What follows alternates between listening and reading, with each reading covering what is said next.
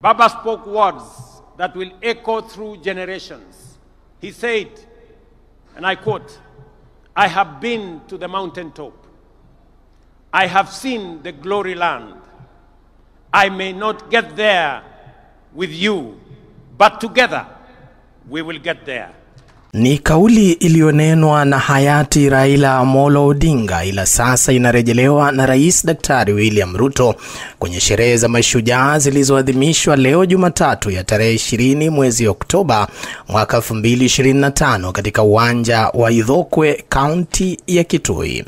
Ni sherehe ambazo kwa asilimia kubwa zimesheheni kumbukumbu za kila aina za kumwenzi hayati Raila Amolo Odinga kama shujaa wa demokrasia.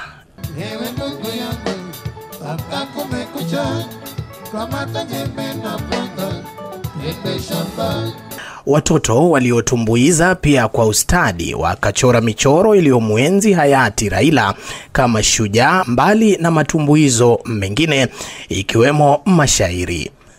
Raila wetu la la la la salama, baba wetu la la la la salama.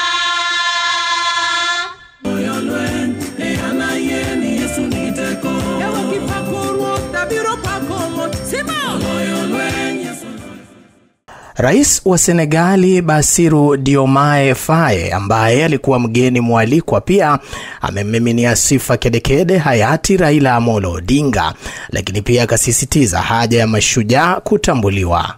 I would like first to take this opportunity to renew the heartfelt condolences of the people of Senegal to the brotherly people of Kenya and the passing of Mr. Raila Odinga, a former Prime Minister and a great leader in the political history of Kenya.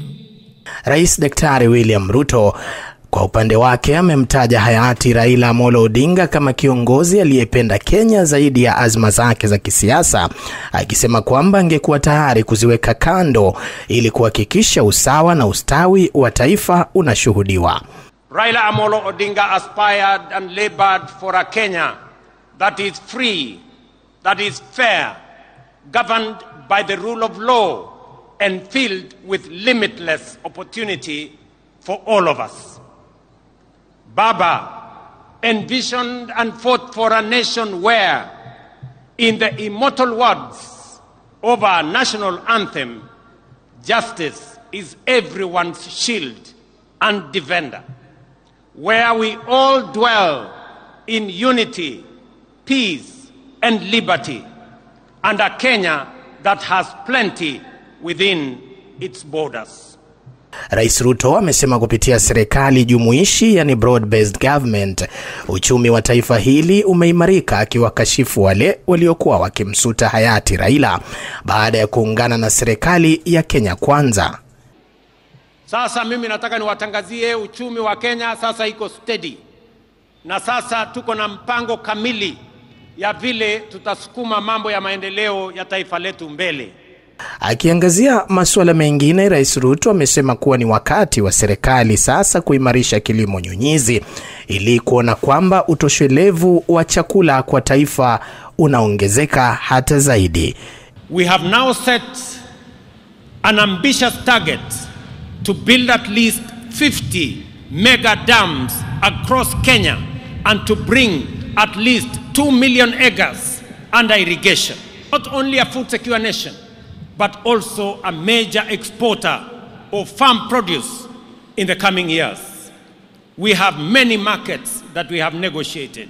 Kufuatia hilo, amekariri kwamba kiwango cha kawi pia kinapaswa kuimarishwa. We must become a country that makes things, not merely buys or imports them. A country that exports finished products, not raw materials. A country where industries absorb labor, spur innovation, and expand wealth across every region. We are already laying the foundation for this transformation. Nikiripotia Coco FM, mimi ni Hamisi Kombe. Coco FM, ladha ya Pwani.